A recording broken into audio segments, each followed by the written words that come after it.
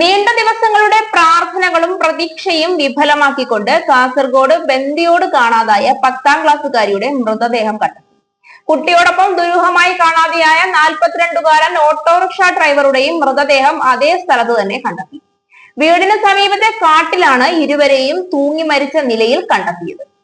ഇരുവരെയും കാണാതായി 26ാം ദിവസമാണ് മൃതദേഹങ്ങൾ കണ്ടെത്തുന്നത്. ഇരുവരുടെയും മൊബൈൽ ഫോണുകൾ സ്വിച്ച് ഓഫ് ചെയ്ത നിലയിൽ മൃതദേഹത്തിന് സമീപത്തു നിന്ന് തന്നെ ലഭിച്ചിട്ടുണ്ട്. പോലീസും നാട്ടുകാരും നടത്തിയ തിരച്ചിലിലാണ് മൃതദേഹം കണ്ടെത്തിയത്. നാട് മുഴുവൻ പോലീസും നാട്ടുകാരും അരിച്ചു പിറക്കി അന്വേഷിക്കവേ മൃതദേഹങ്ങൾ വീടിന് തൊട്ടരികെ നിന്ന് കണ്ടെത്തിയതിന്റെ നടുക്കത്തിലാണ് നാട്ടുകാർ. പൈവളിക സ്വദേശിയായ പെൺകുട്ടിയെ കാണാതായ അന്നു മുതൽ നാടൊന്നാകെ തിരഞ്ഞുവെങ്കിലും നിരാശയായിരുന്നു ഫലം. ഒടുവിൽ കാണാതെയായി 26ാം നാൾ വീടിന് 200 മീറ്റർ മാത്രം അകലെയുള്ള തോട്ടത്തിൽ നിന്നും തൂങ്ങി നിൽക്കുന്ന നിലയിലാണ് പെൺകുട്ടിയെയും ഒപ്പം കാണാതായ പ്രദീപിന്റെയും മൃതദേഹം കണ്ടെത്തിയത്. ഇത് ഉത്തരം കിട്ടാത്ത ചോദ്യമാകും. മൃതദേഹങ്ങൾക്ക് സമീപത്ത് നിന്ന് കത്തിയും ചോക്ലേറ്റും മൊബൈൽ ഫോണും കണ്ടെത്തിയതായും റിപ്പോർട്ടുകളുണ്ട്.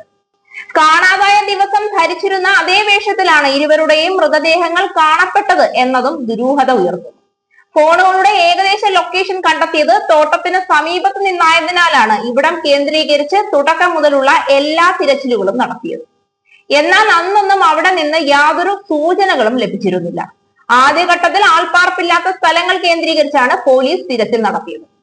കൃത്യമായ ഫോൺ ലൊക്കേഷൻ ലഭിക്കാതിരുന്നതും അന്വേഷണത്തിന് തിരിച്ചടിയായിരുന്നു. സ്വർണ്ണാഭരണങ്ങളോ തിരിച്ചറിയൽ രേഖകളോ ഇരുവരും വീട്ടിൽ നിന്ന് എടുത്തിരുന്നുമില്ല. കാണാതായതിന് പിന്നാലെ പ്രദീപിന്റെ ബന്ധുവിന്റെ ഫോണിലേക്ക് ഇരുവരും ഒപ്പമുള്ള 50ഓളം ചിത്രങ്ങൾ പെൺകുട്ടി അയച്ചു നൽകിയിരുന്നു. ഇതോടെയാണ് ഇരുവരും ഒന്നിച്ചുണ്ടെന്ന് പോലീസ് ഉറപ്പിച്ചത്. 10ാം ക്ലാസ് പരീക്ഷ എഴുതാനിരിക്കെ ഫെബ്രുവരി 12ാം തീയതി പുലർച്ചെ 4:45ഓടെയാണ് 15കാരിയെ വീട്ടിൽ നിന്നും കാണാതെയായത്. അതിരാവിലെ ഉറക്കമുണർന്ന ഇളയ കുട്ടിയാണ് ചേച്ചി ഒപ്പമില്ലെന്ന് മനസ്സിലാക്കിയത്. ഇളയ കുട്ടി വിവരം വീട്ടുകാരെ അറിയിച്ചതോടെ മൊബൈൽ ഫോണും വീട്ടിൽ നിന്നും കാണാതായിട്ടുണ്ടെന്ന് സ്ഥിരീകരിച്ചു. തുടർന്ന് വിളിച്ചു നോക്കിയപ്പോൾ ആദ്യം ബെല്ലടിച്ചു, പിന്നാലെ ഫോൺ ഓഫായി. ഒടുവിൽ 26ാം ദിവസം മകൾ ജീവനോടെ ഇല്ലെന്ന വിവരമാണ് കുടുംബത്തിലേക്ക് തീരാ നോവായി എത്തുന്നത്. കഴിഞ്ഞ ദിവസങ്ങളിലും ഇതേ സ്ഥലത്ത് പോലീസ് തിരച്ചിൽ നടത്തിയിരുന്നു. എന്നാൽ യാതൊരു തുമ്പും ലഭിച്ചിരുന്നില്ല. ഇതോടെയാണ് ഇന്ന് വീണ്ടും വ്യാപക തിരച്ചിൽ നടത്തിയത്. മൃതദേഹങ്ങൾക്ക് പഴക്കമുണ്ടെന്നാണ് പോലീസ് പറയുന്നത്. അങ്ങനെയെങ്കിൽ കഴിഞ്ഞ ദിവസങ്ങളിൽ ഒന്നും പരിശോധിച്ചപ്പോൾ എന്തുകൊണ്ട് മൃതദേഹങ്ങൾ കണ്ടെത്തിയില്ല എന്നുള്ള സംശയം പല അഭ്യൂഹങ്ങൾക്കും ഇടയാക്കുന്നുണ്ട്.